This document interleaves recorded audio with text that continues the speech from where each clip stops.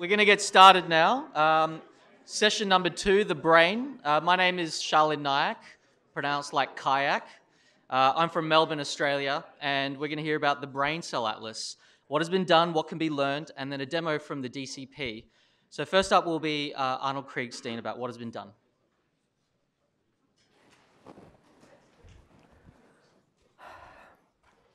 Well, thanks so much. It's a real pleasure and honor for me to be here. And what I thought I would do is highlight a little bit of what's been done already in human brain development work. I noticed there aren't that many labs in the world that are really focused on primary human tissue, although there are increasing numbers that are focused on organoids, which are very closely related. So I'll focus mostly on work that we've done in my own lab as part of the Brain Initiative. And this is a scheme of what our proposed project is. It's a 5-year project that is really only into year 2 right now. We plan to profile multiple brain regions at a whole series of developmental stages, ranging actually from prenatal stages all the way through to adolescence, which I'll mention in just a few minutes. Much of this will be by single-cell transcriptomics. That'll be then mapped back onto a spatial map with adjacent sections that have been prepared for that purpose.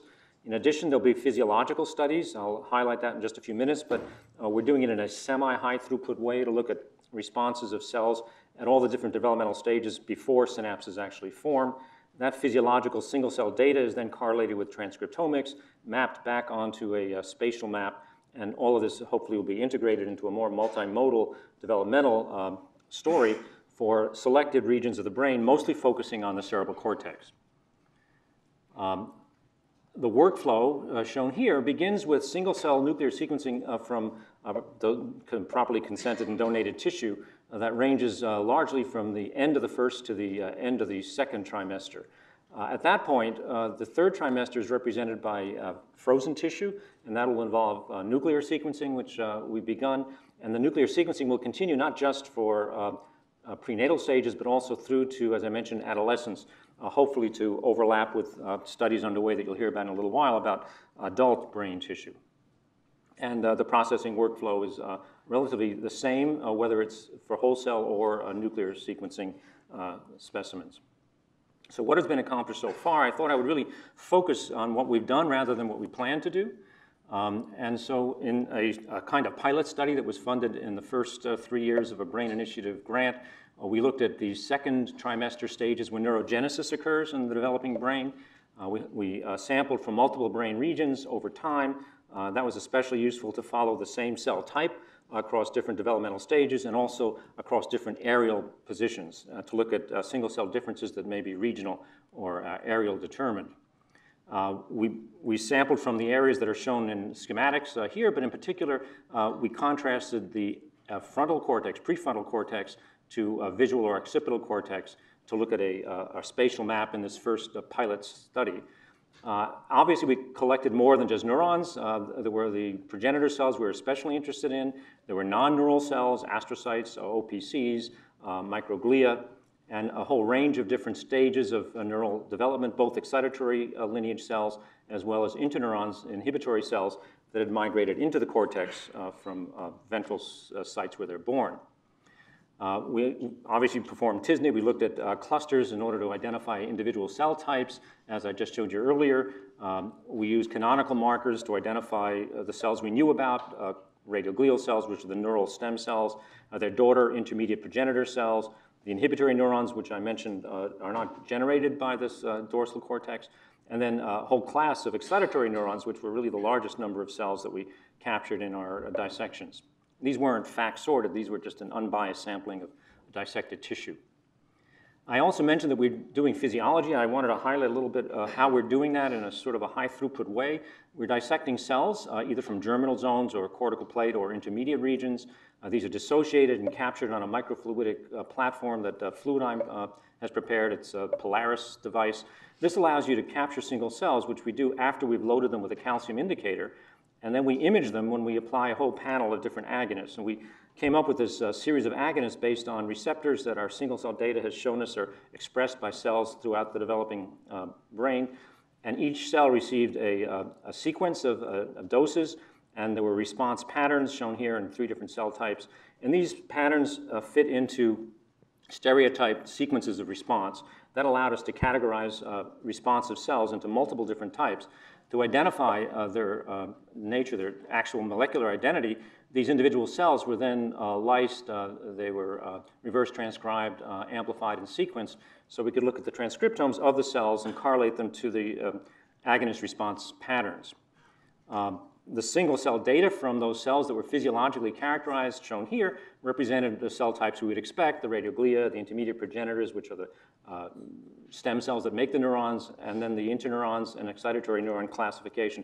We focused on neuronal rather than non-neuronal cells for this study. And then we superimposed the responses to each of the different agonists onto the cell types shown here, and there were very interesting and I think striking changes in response pattern as these cells differentiated and matured, which I just want to highlight in this slide, going from the progenitor zone at the bottom, where the cells responded to purinergic and serotonergic agonists. Those responses then disappeared as neurons were generated. Neurons, as they were born and started migrating into the cortical plate, responded to acetylcholine and glutamate with AMPA receptors in particular. And then as the neurons migrated into the cortical plate and began to mature, we saw increasing responses to GABA and NMDA, which also subdivided this population in ways that I don't have time to describe. Now, I want to highlight a few of the cell types that we've discovered or been exploring in greater detail, because part of the atlases, especially in the developing brain, is intended to identify new cell types and transient cell types that appear during development and then disappear, which we know about in the mouse, but not so much in the human. And just to contrast for a moment, the progenitor zones in the mouse on the left and those in the early human cortex on the right, and the fact that as the human brain develops, the outer subventricular zone, which really is not represented by the rodent, becomes extremely important for the neurogenesis of the upper cortical layers in particular, and is filled with cycling progenitor cells. I want to focus on one of those cell types that we're especially interested in my lab. Identified here is the cell type that produces neurons in the outer subventricular zone. It does so by producing these daughter transit amplifying cells that then make the neurons. So these outer radioglia that we now call them, these are the neural stem cells of the outer subventricular zone, and they seem to play an important role in expansion and maybe even cortical folding of the human brain during development. As a result of our first sequencing of early fetal tissue, we were able to come up with a series of markers for these outer radioglial cells that were novel. Some of those genes are shown here, validated by in situ hybridization. So this now gave us a set of tools that we didn't have before, markers for this particular cell type that allowed us to explore in greater detail the cell biology and the actual contributions the cell makes to brain development. This is just a schematic highlighting some of those surface proteins and molecules that our single-cell data predicted were expressed by these outer radioglia. I want to highlight just two of them in two pathways in the next slide or so. One of them is the LIFR STAT3 pathway, which is uniquely expressed by these outer radioglia, shown here by co-labeling with the neural stem cell markers. And this LIFR STAT pathway is important for self-renewal in stem cell systems, and we showed that, in fact, it was responsible for self-renewal of outer radioglia in human development as well. And this was applied in the field of organoids, which I want to highlight in the next two panel slides down here, where organoids, shown here on the left, don't really produce very many of these outer radioglia. But if we stimulate them with LIF, this is the leukemia inhibiting factor for which this receptor is designed, you can see after 5 days a huge increase in the number of outer radioglia in these organoids. And then later on, this produces a higher number of upper cortical layer excitatory neurons. And this has already been used by Ben Novich at UCLA to enrich his organoids for upper cortical layer neurogenesis. And another pathway that the outer glial cells are enriched in have to do with the genes associated with MTOR signaling, which are shown here in a two-dimensional map of expression over pseudo-time. And this was confirmed by in situ hybridization here and antibody staining of tissue sections, in this case for the protein PS6, which is an activator, an indicator of activated mTOR signaling, which highlights the outer radioglial cells as being uniquely enriched in human with this mTOR signaling pathway. We find that especially interesting because this pathway has been implicated in diseases like autism, tuberous sclerosis, and macrocephaly, and so it relates this particular cell type potentially to those diseases. Now, I wanted to highlight a feature of these outer radioglia that's not shown by their transcriptome. It's a dynamic behavior. When these cells divide, they actually translocate or jump and divide. Let's see if I can show you one example here on the right. In a behavior that we think is unique to these cell types, We call it mitotic somal translocation. If you watch the cell as it goes through M phase, the cell translocates and divides. And before we had markers for these cells, it was one of the characteristic features we used to identify the cell type in different species and in other types of tissue. And I just want to end with a couple of examples of how we use some of this information about the cell type in diseases and understanding diseases. Now, I hinted already that the organoids that people are making from pluripotent stem cells, which reproduce early stages of human, in this case, brain development, also express, as you might expect, these outer radioglial cells. And the first hint we had of that was the gene signature of these outer radioglia that appeared in organoids, that at least in our lab, after about 10 or 15 weeks in culture. That suggested there may be outer radioglial cells in these organoids, and that was confirmed with time-lapse imaging, where we, whoops, I hope I can show you that. Well, this movie doesn't seem to be operating. It's supposed to start on its own. Sorry about that. But this is, I think you can see the morphology of, whoops, no, I can't even go back. So those are outer radioglial cells in those organoids, and they jump and divide. You'll have to take my word for it as they get older. And so the organoids do contain the whole spectrum of progenitor and early neuronal cell types that you see in primary tissue. And so we started looking at diseases that you can study in organoids because of induced pluripotent stem cells derived from patients. And I just want to quickly mention this disease, lissencephaly, where the patients are born with a smooth rather than folded cortex, and using organoids derived from fibroblasts from these patients, turning them into cerebral organoids, and then looking at the individual cell composition in those organoids compared to normals, we found the outer radioglial cells, which are shown here in the organoid from a lissencephalic disease patient, were abnormal in their mitotic behavior. And what was especially intriguing about this is that the outer radioglial cells, as I mentioned, are enriched in the human brain, but not in the mouse. It's not the kind of finding you could have observed in the mouse. In fact, people have made models of this disease in mice and have not obviously found this phenotype. But it also highlights, I think, the relationship of these outer radioglial cells to cortical expansion and folding, because when they're abnormally dividing, there's microcephaly associated with this lissencephaly as well. So it's an example of how primary studies in primary tissue, like the atlas that we're working on and others are contributing to, might give us some insights into neurodevelopmental diseases. And then there was the insight we got into an unexpected disease that is unexpected for someone like myself who studies early stages of brain development. And that has to do with this disease, glioblastoma multiforme, a very terrible, untreatable cancer of the adult brain. And it turned out that the features that we found, the genetic signaling pathways in the outer radioglial cells that our single-cell transcriptome showed us, which are involved in all of these processes, are highly enriched in these tumors. In fact, if we look at single-cell genomic studies of resected tumors, we find the outer radioglial cell signature shown here in all of the very aggressive mesenchymal stage tumors. And then here on the right, there's a time-lapse image of, let's see if I can show this again, of brain tissue. I don't know if I can start that over again. There we go. With outer radioglial-like cells in the glioblastoma that jump and divide just as we saw them in fetal tissue. And this has led now to our hypothesis that these outer radioglia may actually be the stem cells that could be the cells of origin of some of these very aggressive tumors and may help explain how they infiltrate so broadly. So those are just a few highlights of the kind of things that we're hoping that a cell atlas will allow us to understand, disease mechanisms both in development and perhaps also in later stages of development. And since I focused on my own lab, I want to give credit to the people in my lab who did all the work and some of our collaborators. These postdocs in particular contributed significantly to all the work I showed you, and then our funding, which is, again, primarily the NIH Brain Initiative. Happy to take questions.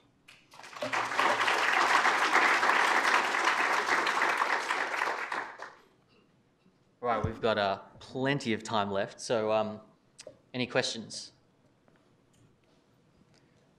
Maybe I'll start with one. As someone who's on the biology end of the spectrum of the single cell work, I was interested to see your functional comparison between the what I think was the fluidigm deposition. Could you talk us through that, comparing the function and then pulling out that transcriptome? technically? Sure. So as I mentioned, these transcriptome fed into the physiology, and the physiology fed back onto the transcriptome. And the way that worked is that in order to choose the agonist to apply at different stages, we were partly guided by receptors that we found expressed in the single-cell data. Now, not all the receptor subunits are going to be highly enriched in that data set, and I think we missed quite a number. But we certainly included all the agonists for which we knew there were receptors, and we weren't sure if they were functional or not. And so the assay gave us insight, of course, into what stage they started to become functional. And it turned out to be also interesting when they stopped being functional, because there were very discrete stages of differentiation when the receptor responses appeared and when they disappeared. And we'd like to relate those to, obviously, changes that are occurring developmentally and signaling pathways from one cell to another. And that's where this is going to lead, but it's underway right now. So what are the timescales you're dealing with there in terms of the excitation and the associated transcriptomic changes? Do you think it's more post-translational or? So just to be clear, we're not looking at induced changes. That is, we weren't exposing them to agonists and then looking at how that changed the transcriptome. In fact, quite the opposite. We took great pains to show that the timing was short enough that there weren't any significant changes in the transcriptome. But that's another way of now approaching the data. How can you study the pathway by activating it and looking at transcriptional changes? Yeah. Questions from the audience? Hold on, 1 second. So if you generalize from what was learned in the brain and you want to think about other organs, what are things that worked really well and we should just do the same way, and what were things where, you know, people actually went first into a dead end and then they backtracked and then the beautiful slides emerged, right? So where are things that we should be maybe avoiding? Because I would say that the brain is a little bit ahead of the curve, partly because of historical reasons. People moved faster there, so. Well, obviously, I think that the trajectory of cell types that we study in the developing organ system is going to give us some better idea of sort of the ground truth of cell types in the adult system. And I think that's especially interesting in the brain because, as I hinted at, there are cell types that appear in development that then seem to disappear later on, and there are others that persist, and of course, they all diversify. And so tracking these lineage trees in development of the organ system that you're interested in, I think will be a really interesting way of trying to dissect out cell type from possibly cell states, which is a big complicating issue in all of this work. Yeah. Awesome. Other questions? We still have a bit of time, so I've got one more question. Regarding your sample acquisition, you went through lots of different kind of age states. What are some, going back to the earlier slide we saw today about sample preparation, what are some of the lessons you've learned there about effective sample collection, manipulation, storage? Sure. Well, that's very interesting because we have been working also with other species, in particular rodents and ferrets and so on. But the human tissue turns out to be especially robust. And so we've been receiving specimens from HDBR in the UK, and they've been shipped overnight on ice. And when we receive them, we compare them to freshly donated tissue in our own institution, and they seem to be nearly identical. And so I think the news is very good in that regard. It may not be as robust in adult tissue, but the Allen Institute seems to have evidence that it is. And so I think that those of us who are studying human tissue, and especially in the brain, are lucky in a sense that we can actually handle the tissue pretty aggressively and still get really good quality data. So I think that's a plus. And compared to other species, I can tell you that it's not a shared feature. So I think that's one big advantage. That's fascinating. Any other questions? If not, we might move on to the next speaker. Thanks a lot.